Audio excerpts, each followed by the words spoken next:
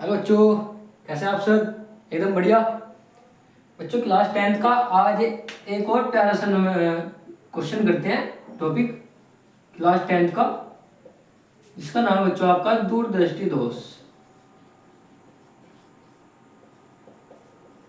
दूरदृष्टि दोष। वैसे भी आजकल सभी मनुष्य की जो नेत्र हैं जल्दी खराब हो रहे हैं। बच्चों के भी आजकल तो जल्दी नेत्र जल्दी खराब होते जा रहे हैं, क्योंकि आजकल क्या काम कर रहे हैं, छोटे से अपने छोटे हुए हाथों में उनके फोन दे दिया उनके पेरेंट्स ने, है ना। और ये टॉपिक भी आज हमारा मजेदार ही है, दूरदृष्टि दोष। इम्पोर्टेंट है बच्चों आपके लिए, बहुत ही ज्यादा पेपर के लिए। ठीक है, बोर्ड 2025 के लिए इम्पोर्टेंट होने वाला है ये वाला टॉपिक, दूरदृष्टि दोष। तो बच्चों, दूरदृष्टि दोष होता क्या है एक्चुअली में, कि दूरदृष्टि दोष नाम से पता लग रहा है दूरदृष्टि दोष। अब नाम का मतलब, नाम से ऐसे मत जाना कि दूरदृष्टि दोष यानी कि उसको दूर का नहीं दिखाई दे रहा, ना ना ना, ऐसा नहीं करना। दूरदृष्टि दोष का मतलब कि मनुष्य को दूर का तो साफ दिखाई देता है, लेकिन उसे पास का स्पष्ट नहीं दिखाई देता, है ना। यानी कि दूर का तो स्पष्ट दिखाई देता है, लेकिन पास का साफ नहीं दिखाई देता। ऐसे दोष को दूरदृष्टि दोष कहते हैं। अगर आप मैं इसकी परिभाषा की बात करूं, तो परिभाषा आप इसकी कैसे लिखेंगे, डेफिनेशन, कि इस दोष से पीड़ित मनुष्य को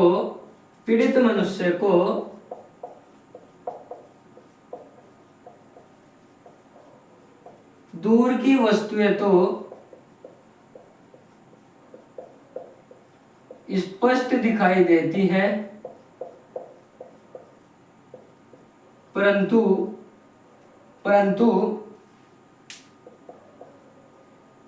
पास की वस्तुएं स्पष्ट नहीं दिखाई देती, स्पष्ट नहीं दिखाई देती हैं।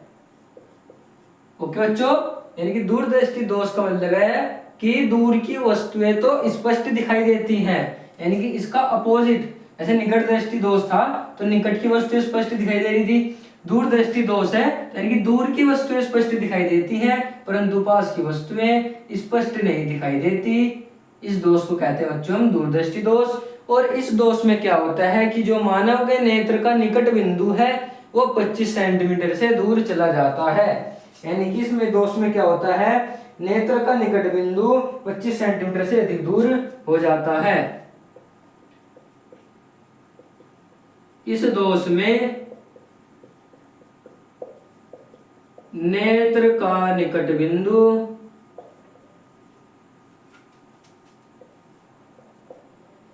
25 सेंटीमीटर से दूर हो जाता है, दूर हो जाता है। ओके बच्चों, ये बात आपके क्लियर, ये बात आपके क्लियर कि जो इस दोष में क्या होता है कि जो नेत्र का निकट बिंदु 25 सेंटीमीटर से दूर हो जाता है, या हम बोल सकते हैं कि व्यक्ति को 25 सेंटीमीटर तथा उससे निकट स्थित, या हम बोल सकते हैं कि मनुष्य को या व्यक्ति को, मनुष्य को 25 सेंटीमीटर से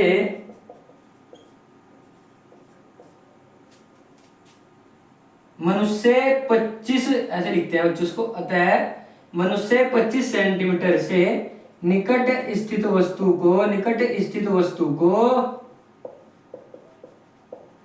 स्पष्ट नहीं देख पाता, स्पष्ट नहीं देख पाता है। ये बात आपके क्लियर, यस और नो?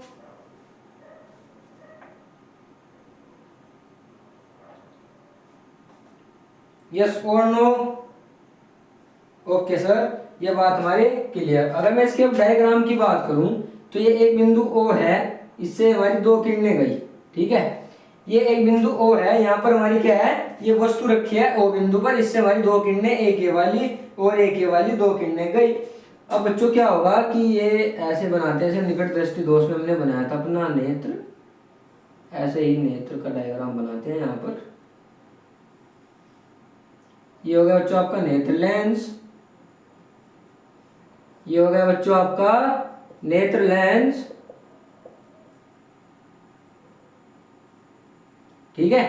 अब उसमें क्या था, निकट दृष्टि दोष में था कि जो आपका प्रतिबिंब बनना था वो रेटिना से पहले बन रहा था। दूरदृष्टि दोष में क्या होता है कि दूरदृष्टि दोष में प्रतिबिंब आपका रेटिना से पीछे बनता है, प्रतिबिंब आपका रेटिना से पीछे बनता है। ठीक है, प्रतिबिंब आपका कहां पर बनता है, रेटिना से पीछे।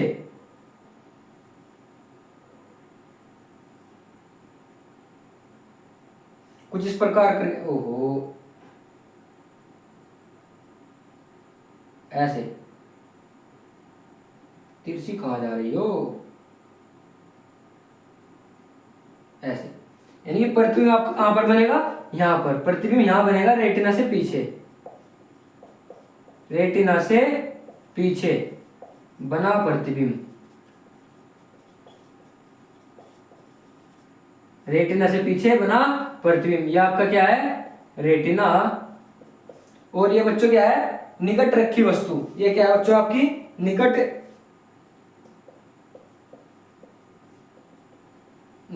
स्थित वस्तु। ये आपका नेत्र लेंस हो गया, ये रेटिना, और रेटिना से पीछे बना प्रतिबिंब।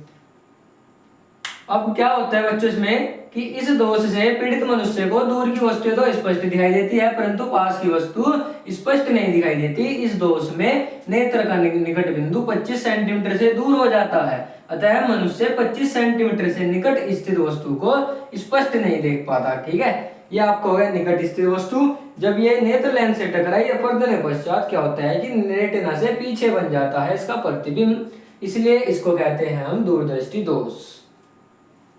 इसको कहते हैं दूरदृष्टि दोष।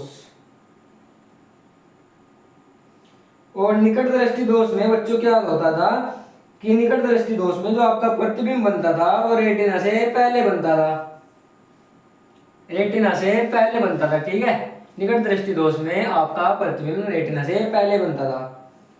अब दूरदृष्टि दोष के कारण बताइए आप मुझे कि दूरदृष्टि दोष के कारण क्या क्या हो सकते हैं आपके पास। बच्चों आप मुझे बताएंगे दूरदृष्टि दोष के कारण। ये सब आपने नोट कर लिया होगा तो मैं आपसे उम्मीद करता हूं।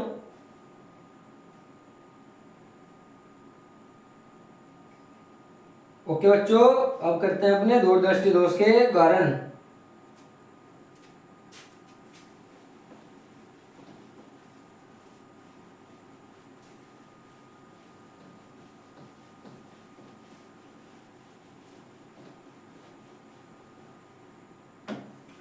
दूरदृष्टि दोष के कारण।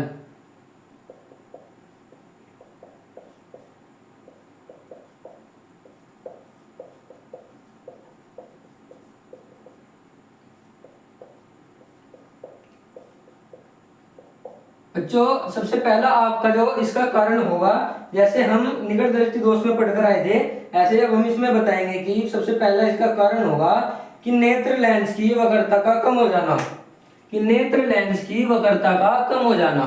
यदि नेत्र लेंस की वक्रता कम होगी तो जाहिर सी बात है उसकी फोकस दूरी बढ़ेगी। समझ रहे हो कि यदि नेत्र लेंस की वक्रता कम होगी तो उसकी फोकस दूरी बढ़ेगी। सबसे पहला कारण आप ये लिखेंगे कि नेत्र लेंस की वक्रता का कम हो जाना, नेत्र लेंस की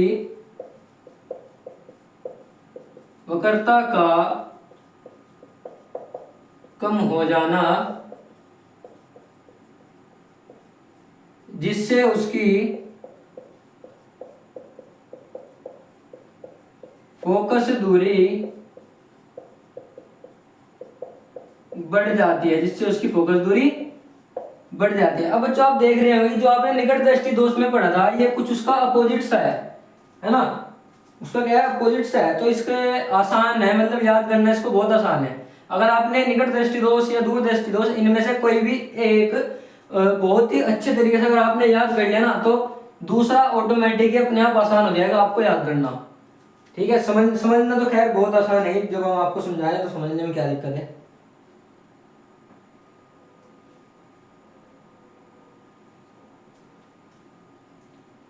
बच्चों दूसरा क्या होगा कि इसमें नेत्र के गोलक का व्यास कम हो जाना। उसमें भी था ना कुछ ऐसा ही कि नेत्र के गोलक का व्यास कम हो जाना। ठीक है बच्चों, ये दो होंगे आपके पास। सबसे पहला कि नेत्र लेंस की वक्रता का कम हो जाना, जिससे उसकी फोकस दूरी बढ़ जाती है, और दूसरा नेत्र के गोलक का व्यास कम हो जाना। ठीक है, ये आपके दो इसके कारण हो गए। पढ़ेंगे इसके निवारण।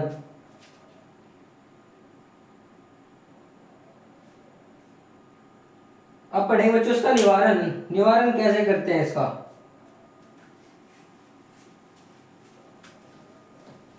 दूरदृष्टि दोष का निवारण। दूरदृष्टि दोष का निवारण।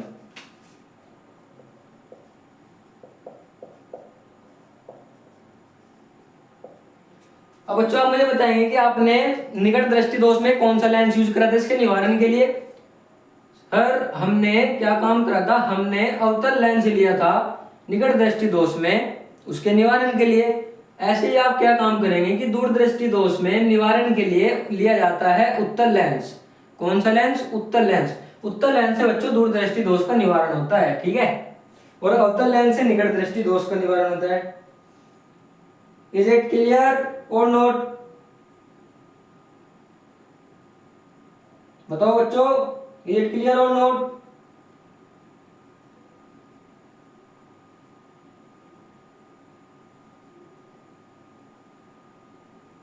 बताओ बच्चों।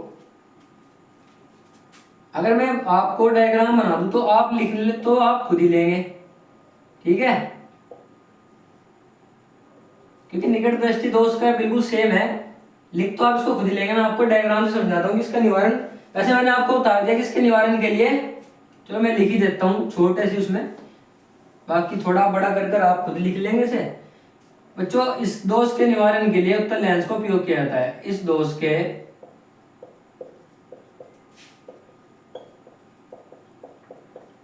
निवारण के लिए उचित फोकस दूरी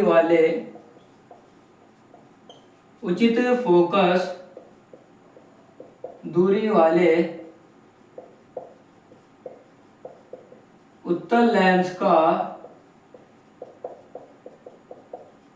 प्रयोग किया जाता है। उत्तल लेंस का प्रयोग किया जाता है। इसमें क्या होता है बच्चों, जैसे आपकी ये थी किरणें सॉरी, ये कोई पॉइंट वो था जहां पर आपकी वस्तु रखी थी। ठीक है, इससे ऐसे कोई किरण जा रही थी।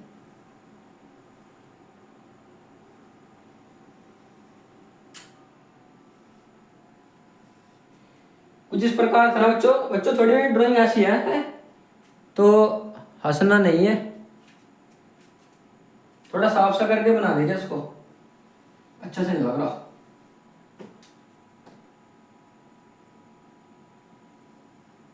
ओहो, कैसी ड्राइंग है यार।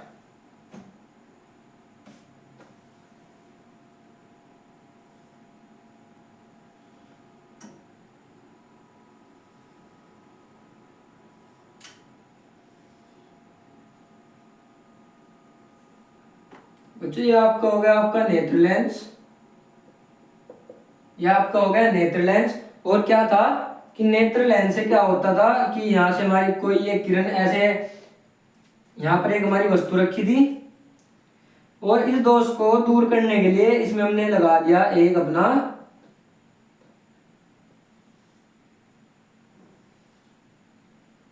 ये वाला लेंस, इसको बोलते हैं उत्तल लेंस। ये हमने इसमें एक उत्तल लेंस लगा दिया। उत्तल लेंस क्यों लगाया, इस दोष के निवारण के लिए हमने इसमें एक उत्तल लेंस लगा दिया। तो जो इससे जाने वाली किरणें होंगी कुछ इस प्रकार, क्या सही है ना? हाँ सही है। अपवर्तन के पश्चात ये अपना प्रतिबिंब रेटिना पर बना लेंगे। रेटिना पर बना प्रतिबिंब, रेटिना पर बना प्रतिबिंब। उत्तल लेंस का हमने इसमें उपयोग किया।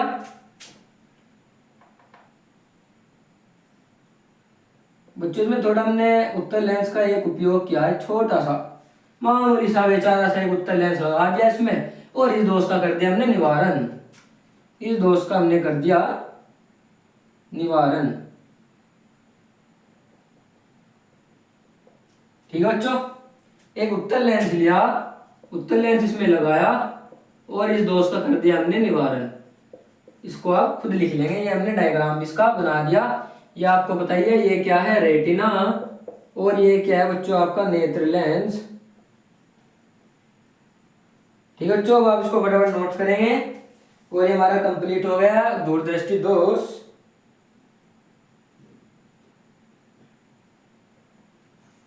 ठीक है बच्चों, अगर आप इसको लिखना भी चाहें तो आप इसको लिख भी सकते हैं। लिखें क्या कि दूरदृष्टि दोष को दूर करने के लिए उचित फोकस दूरी वाले उत्तल लेंस के चश्मे का प्रयोग किया जाता है, जिससे दूर स्थित वस्तु से चलने वाली प्रकाश किरणें उत्तल लेंस से, यानी कि दूर स्थित वस्तु से चलने वाली प्रकाश किरणें अपवर्तन के पश्चात, यहाँ पर अपवर्तन के पश्चात नेत्र के निकट बिंदु से आती हुई प्रतीत होती है। यानी कि अपवर्तन के पश्चात, ये अपवर्तन हुआ है पीछे की ओर है तो निकट बिंदु से आती हुई प्रतीत होती है, ये प्रतीत हो रही है बच्चों ऐसे। ठीक है, निकट बिंदु से आती हुई प्रतीत होती है। ये किरणें अपवर्तित होकर रेटिना पर फोकस हो जाती हैं, अपवर्तित हुई और रेटिना पर यहाँ पर फोकस हो गई। ठीक है बच्चों, और अपना एक स्पष्ट प्रतिबिंब बना लेती है। और ये सब था हमारा दूरदृष्टि दोष जो हमने आज कंप्लीट कर लिया। और हमने निकट दृष्टि दोष भी पढ़ लिया, दूरदृष्टि दोष भी पढ़ लिया। यानी कि आपका इनमें से कुछ ना कुछ तो इन दोनों में से एक तो आएगा ही आएगा आपके पेपर में। ठीक है, तो इन दोनों को आप जरूर ध्यान से कर लेना। आज के लिए बस इतना रखते हैं अपना दूरदृष्टि दोष। ओके, तो थैंक यू एवरीवन।